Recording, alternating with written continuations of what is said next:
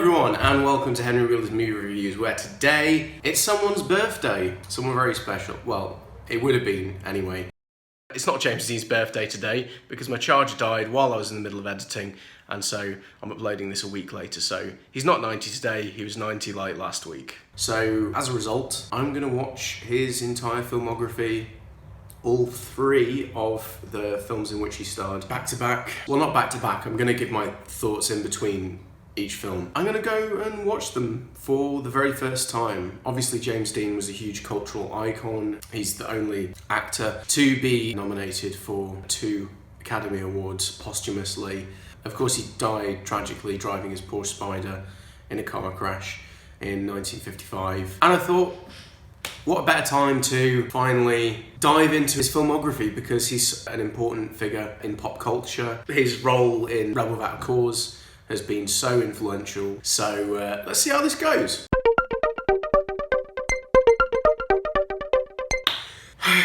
Let's start with East of Eden. So this is an adaptation of John Steinbeck's novel, taking the last third of it, I believe, which is set in Salinas, California, and revolves around a young man named Cal, who's somewhat of a black sheep, and whose brother Aaron is favoured by his deeply religious father. And after seeing a woman in a nearby town and following her around, he becomes sure that she's his mother, whom his father's told him was dead. I really love how this film's shot. The colours really pop out. His father's this Bible-thumping patriarch who's very no-nonsense and doesn't like that Cal's not stepping in line. Which brings me to James Dean's performance, which is great. The camera just is infatuated by him. He looks great in every shot. You can really tell that he was a real star. He had a lot going for him, and he had a bright future ahead of him. Plus his acting is really exemplary here. He does the role of this tortured soul rebel rather well. At the same time, he's constantly seeking the approval of his father, though he'll never get it because he's not his brother, who his father keeps referring to as his good son. There's a scene that just completely exemplifies this perfectly, where Aaron and Abra, his girlfriend, announced they're engaged right before Cal was going to give his dad a birthday present. And his dad keeps reiterating that nothing can possibly top this gift. And you just see Cal in the background just like, well, great. Poor guy. I really like the performances overall. You know, Raymond Massey as Adam, nudge nudge. The father is very good, and I like Julie Harris as Abra too, who while engaged to Aaron starts to become obsessed with Cal, even though she's slightly afraid of him at the beginning. She refers to him as, I can't quite remember, but you know, she makes an allusion to the fact that he's a bit primitive. It's also very well directed. I didn't know much about Elia Kazan as a filmmaker, to be honest. I've seen A Streetcar Named Desire over 10 years ago, but that's the extent of my experience of watching his films. But from what I've seen, I'll definitely give his other films a watch, particularly On the Waterfront. And obviously it's a Cain and Abel metaphor, but one of the biggest metaphors in the film, which was rather surprising because I didn't expect it, is that of racism. Because in the film, they go to war with Germany in World War I. There's a local German shopkeeper who is relentlessly berated by the townspeople of Salinas, who treat him horribly. And I wonder if this was supposed to represent the racism in the US at the time against African Americans, and using a German to hit home how we really aren't that different. And in this case, showing someone to the extent of, you know, them actually literally not looking any different because they're the same skin colour. Maybe I'm imagining that link, but it was around the time of the civil rights movement, so it's not outside the realms of possibility. I'm going to give this 8 out of 10. I really thought this was a great piece of work, and it had a lot of charm to it, particularly Cal's relationship with Abra.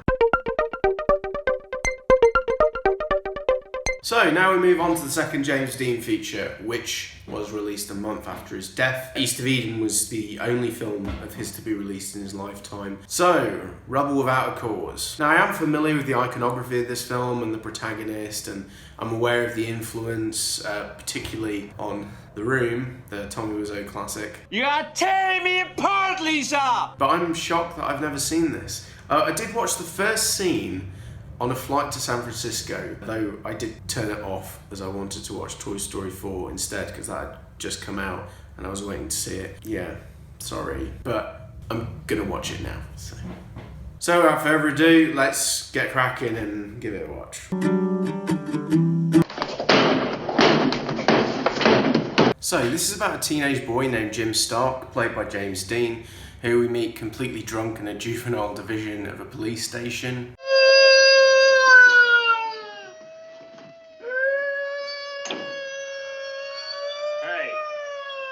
Hey, that's enough static out of you. Where he meets a troubled kid who names themselves Plato, played by Sal Mineo, who's in for killing a poppy litter, and Judy, played by Natalie Wood, who's brought in for violating a curfew. All of them reveal their struggles at home and how they aren't understood, but the three of them find comfort in each other while others have shunned them. And obviously the film is most famous for James Dean's "You're tearing me apart" line. But what's also notable, sadly, is that all three of the main actors died young. Sal Mineo was stabbed at the age of 37 in New York City, and Natalie Wood sadly drowned at 43. And, well, of course you know what happened to James Dean. But I love the themes here of alienation. It really speaks to me as someone who never really fit in high school. And I felt no one understood me, though it was more to do with my autism than just middle class angst. It does still resonate though, given how adolescence was a particularly difficult time for me.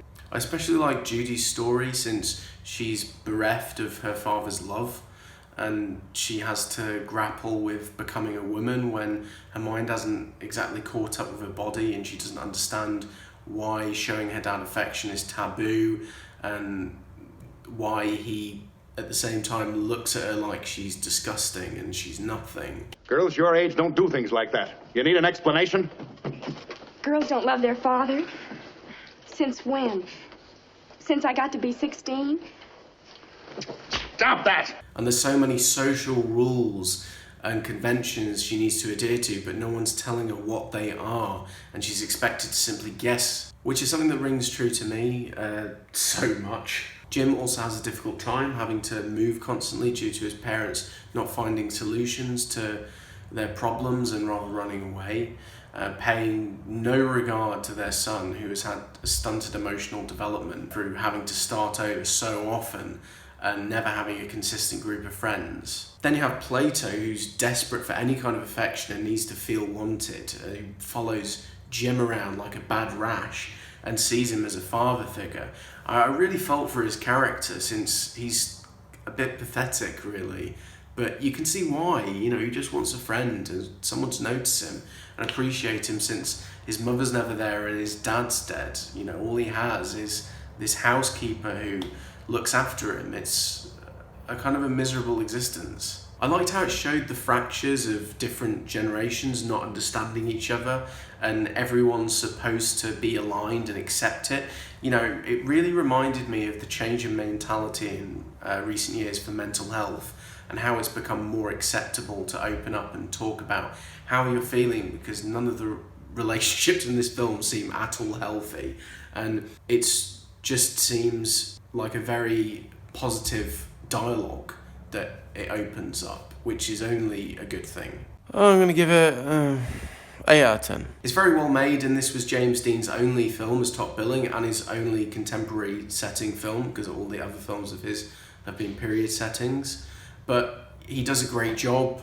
He's just excellent in the role, conveying how it feels to feel lost and alone. And everyone else in it is great as well, particularly Natalie Wood, who's just devastating. And I love how it looks. The 1950s fashion was just, it was smashing. So next up we've got Giant. which was nominated for Best Picture at the Oscars and got Dean his second Best Actor nod, both of which were posthumous, as I've mentioned before. But, you know, I don't know anything about it other than it's an epic and it's starring Rock Hudson and Elizabeth Taylor. Just having a look at the runtime. 3 hours and 21 minutes! Okay, so the plot is set over a 25-year period, roughly, and revolves around a Texan rancher millionaire named Jordan Benedict, played by Rock Hudson, who goes to Maryland to buy a horse, and while there he meets this young socialite called Leslie, played by Elizabeth Taylor, whom he marries after they quickly become enamored with each other. She's then taken to his ranch where, after some difficulty settling in, she becomes very hands-on in helping the Mexican workers they have to give them better living conditions against Jordan's wishes. All the while, one of Jordan's young ranch hands named Jet, played by James Dean, with whom there's some friction, is given land in the will of Jordan's sister, and after discovering oil on this land, Jet becomes a millionaire, much to the horror of everyone on the Benedict estate. So the first thing to say is this is the first of these films that I've seen where James Dean is very much a side character. However, he's excellent in it, particularly later on in the film where the character is middle-aged. He really feels like a man in his 50s. It's very impressive and just shows how mercurial he was as a performer. The rest of the cast is great too. Rock Hudson plays his character well, and Elizabeth Taylor, I honestly, I don't think I've seen her in a film before, but she's electric in this. Her character is constantly at odds with her husband's very conservative and traditional approach of passing down through the family. Everything has to be exactly as my father and his father before him. And this can result in her challenging him sometimes. And the biggest example of this is my favourite scene in the film, where she overhears Jordan and his friends talking and walks over and they just stop talking. And she asks, you know, what are they talking about? And they brush it off saying, "We're just talking business." Oh, well, please don't mind me. Leslie, we're talking about politics. You married me in Washington, remember, darling? I live next door to politics. Brought up with... But she keeps asking, and eventually they just cave and go, "This is men's stuff." Men stuff? Lord have mercy. Now, Leslie, don't you go worrying your pretty little head about politics. You mean my pretty empty head, don't you, Judge?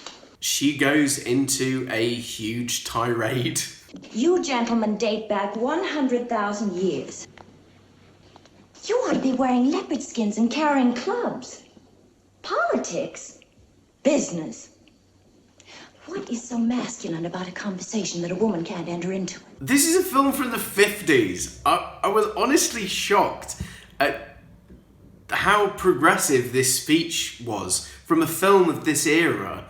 It's just an excellent piece of writing, and she really puts him and his friends in their place. That's right. Send the children on up to bed so the grown-ups can talk. Though he calls her out on it when he goes to bed and says, Who in Hohenzollern do you think you are, anyhow? Joan of Arc or something? come on, mate. There's also an unexpected appearance of Dennis Hopper. Fuck that shit! In his second film with James Dean, after Rebel Without a Cause. And he plays this adult version of Jordan Leslie's son, and he decides to marry a local Mexican lady. To be fair, they did hire a Mexican actress for the role, though it does look like they browned her up a bit.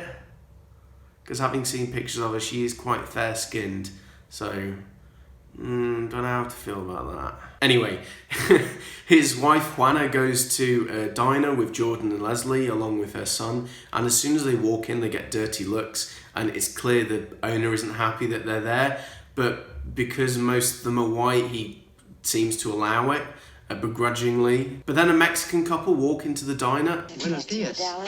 You're in the wrong place, amigo. Come on, let's get out of here. And the owner goes berserk and tries to throw them out. And Jordan gets up and stands up for this couple. Sure appreciate it if you're a little more polite to these people. Saying that they've got every right to eat here. And then he fights the owner. Again, this is the 50s. And I'm surprised that this was in a film of this time. I'm kind of impressed. Having said that though, later on, Jordan laments how his grandson's not white and a wetback So, yeah, all that goodwill just goes out the window pretty fast. But I quite like this. The score's quite triumphant, and some of the landscape shots are beautiful, but it is longer than The Godfather. It really does not need to be nearly 3.5 hours long, and at times you really feel that length. No pun intended. Well, of course, from an Englishman's point of view, the mere size of it takes your breath away. It's big, all right. Having said that, I do think it's a good piece of work and addresses themes of racism, toxic masculinity, and a women's place in society rather well for a film of its time. And although the makeup to show them growing older simply revolves around making their hair grey, I thought it was reasonably effective to show the passing of time, particularly for James Dean, whose character Jet is just this broken man by the end.